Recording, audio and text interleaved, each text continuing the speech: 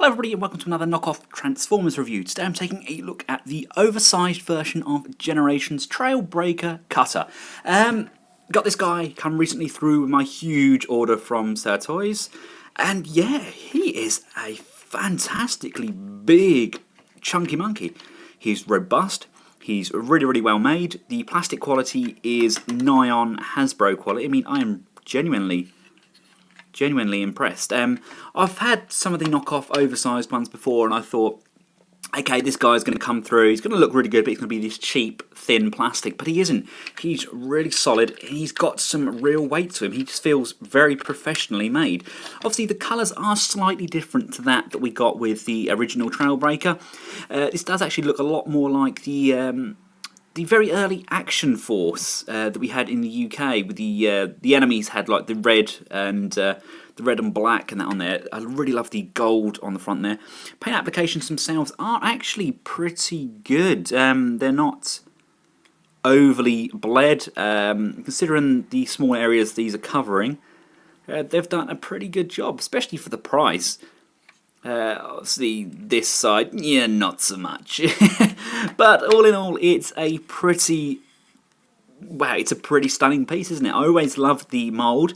It was a good choice, but I sold my original ones because I thought they were a little bit too small. I understand why Hasbro did them as a deluxe, but they should have been Voyagers to start with. Obviously, the same features apply with this guy that I did with the Hasbro one. You can pull this back section off. There's the shield underneath there, and you have him just as kind of like a pickup. But of course, this section here is unfortunately fixed into place. You can't bend that down and tuck it out of the way. It just has to drive along with that kind of prominent on top there. Let's just put this back on. And let's just take a nice 360 view of Trailbreaker. Looking all the way around him. He could do with some more paint apps, but if you're buying this guy, chances are you're buying him to paint him up yourselves and to make a nice custom. And you could have possibly you could get the hoist version of this and have it as a stand-in Hound maybe, or something like that. You know, these could possibly be a masterpiece scale figure. Would you want these in your masterpiece collection? That's the question, isn't it? Let's bring in some of the masterpiece figures and some of the Generation figures as well, just to give us an idea of how big this guy really is. Here he is with Generation's Drift and masterpiece Wheeljack. As you can see, I mean, he's a really good size. I think possibly a little bit too big for the Generations. I'm not entirely sure. I mean, Drift is pretty much your standard large deluxe kind of small Voyager size, and that's a gorgeous mould, and I absolutely love that Drift mould. But I mean, he is a really huge vehicle. You have to just apologise, there's a heck of a lot of wind here in the UK at the moment, and if you could hear that on the microphone, I'm really sorry. I've got all the windows shut and the house is pretty much shaking. So yes, that's how he scales. Let's just take Drift out of the picture, just check him out alongside Masterpiece Wheeljack. Okay, yes, of course he's missing all of that detailing that we get with these gorgeous Masterpiece figures, but size-wise, I mean, that's pretty spot on, isn't it? That really works. Anyway, let's get these out of the way and let's take a look at Trailbreaker in his robot mode. My first step is just to remove this back cab again there. You want to grab these legs and you want to pull them out and to the side, just like so. Pull that out. They're just tabbed in just here. So the same with this side, just pull it out and off to the side. So we've got this. These leg joints are on a rocking hinge, so you can pull this hinge, and you see that rocking inside there, that rocks forward, and then plugs into place. So let's do the same with this leg here. This section rocks forward and pegs into place, and at this point I like to stick out his toes. Next step, just unplug the arm section from the back here. That just unpegs. You can then rock this arm forwards. As you're rocking the arms forward, there's a little peg on the back here. Just bring that on round, and that pegs in like so. You can then bring the arms round, flip out the fist like so. As you bring around the arm section, there's a small lip on that arm there. If you can see that, it'll just bump over that, like that, and that kind of just keeps it locked into place. If you look at the underside of the body, there's a small lip here. If you push down on this centre square bit, that should clear that lip here. Push this all the way down, all the way down, all the way down, all the way down, and you see that? It just tabs in just on the front section like so. From this point, we're going to push this section down, and as it comes down, it kind of goes back on itself almost. So it kind of goes up. Make sure you keep sliding this torso section until you see there's a tab on the inside there. That's going to tab in to that red chest section that you plugged in earlier on. When that gets about level, we can push that in and tab that into place.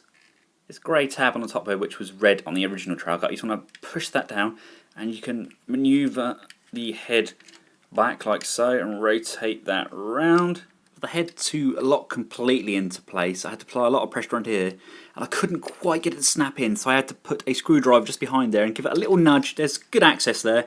Give it a little nudge from the underside, but it clipped into place fantastically.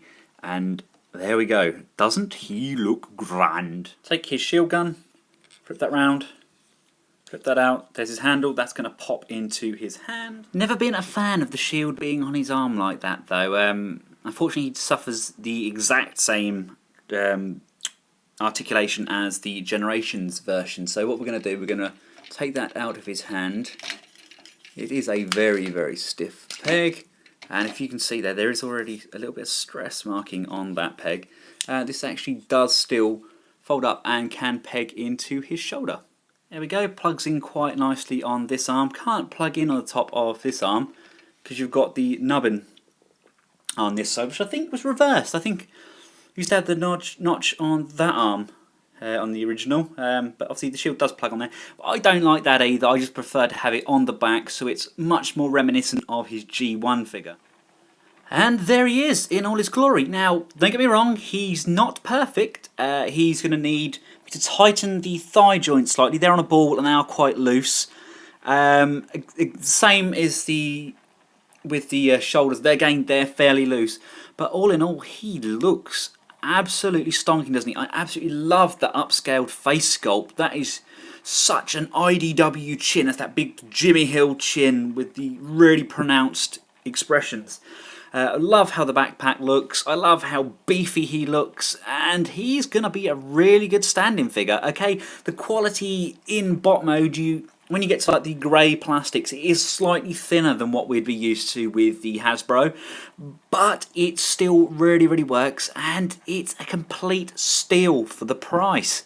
Let's just take a look at the articulation and see how he fares. The head is on a left and right. Unfortunately, we don't have a ball joint there, so we can't look up or down.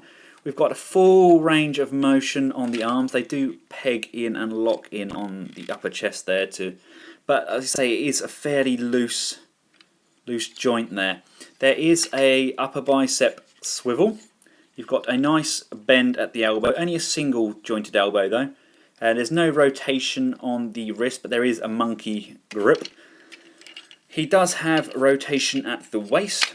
He has very loose thighs. He has an upper thigh swivel. He has a really nice knee joint there. And he does have a pivot on the toe, forward and back, but no tilt at all.